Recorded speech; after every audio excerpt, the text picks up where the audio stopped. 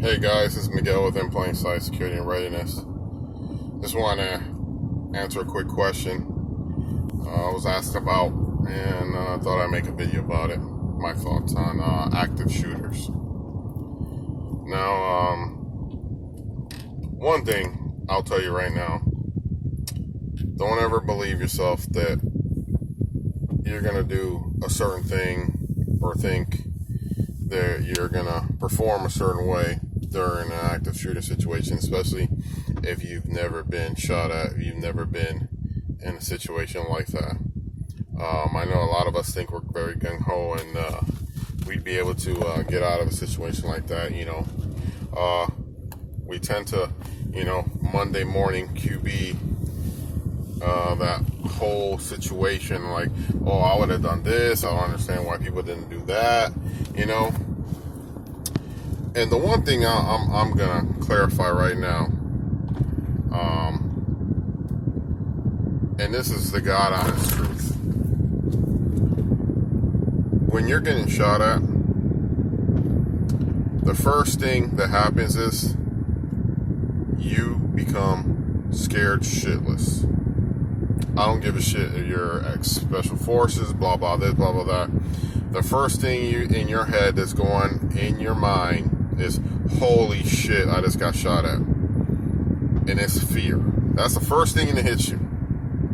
Now, depending, if you've been in that situation before, this is where like the military, law enforcement, stuff like that, the next thing you do is react.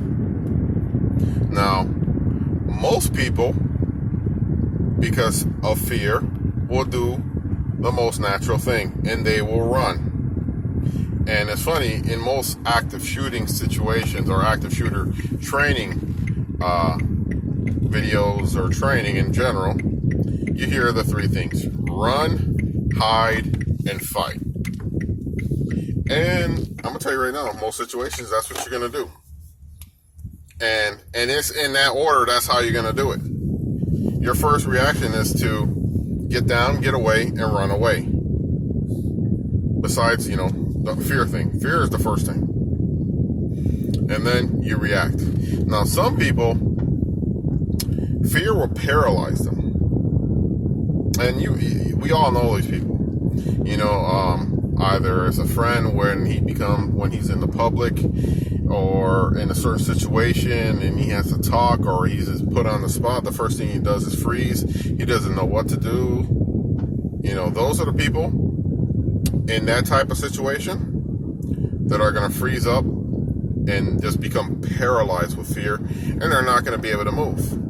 And, that is a real thing. People don't believe it, but fear can be really paralyzing. The problem is most people don't look at it that way. We all fear something. We all fear something that will paralyze us. Regardless if it's like an insect, an animal, a woman, or a guy, whoever you're trying to talk to that you want to, your gym crush or whatever the fuck you want to call it, and you get filled with so much fear that you can't even react. And the same thing with an active shooter situation, that fear of death or pain or just being in that situation will make you freeze. And hopefully that don't happen to you, but that's what happens for most people. Fear is the biggest, it's the first thing. And then, most people run.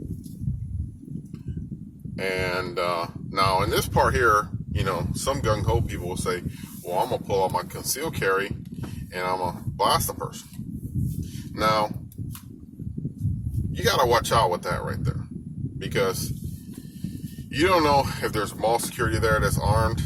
Also, there might be other armed civilians out there, who are thinking the same way and maybe think you're part of the active shooting situation, where they may think you're the active shooter because all they're seeing is someone popping off rounds.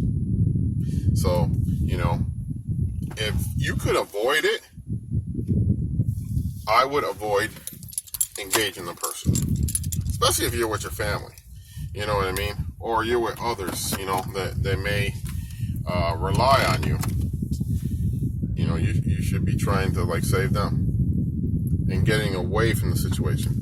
Especially if you're experienced in a situation like that where you've been shot at, you know, both law enforcement, security, ex-military. You know, me in particular, let's say I'm about with my family and something's going on, the first thing I'm going to do is look for the best cover to get away from the situation and not have my family take on any rounds.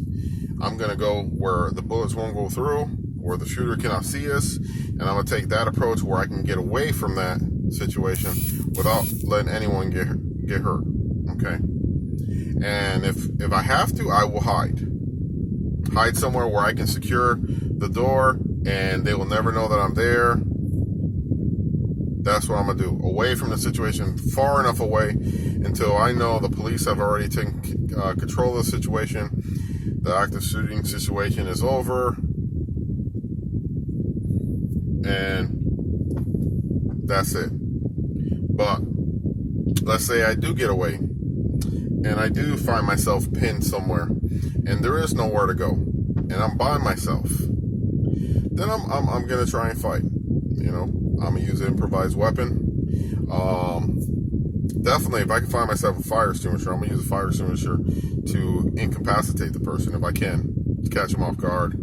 And once he's incapacitated, if I need to use my concealed carry, I'll use it. But I actually would like rather take him alive, because that motherfucker's gonna have to pay for what he did. So yeah, I wouldn't want that guy to take the cheap way out and commit suicide. I would like to capture him and let him get his ass beat in jail, or let the family members get a chance at him or something, you know, become someone's boyfriend or girlfriend in jail, something like that, something bad, other than, you know, letting them, you know, kill themselves. And then, so that's just my thoughts on active shooting situations. So let me know how you feel about the video. And, you know, like always, you know, when you're out and about, be humble, you know, stay alert, and always be ready. Till next time, guys.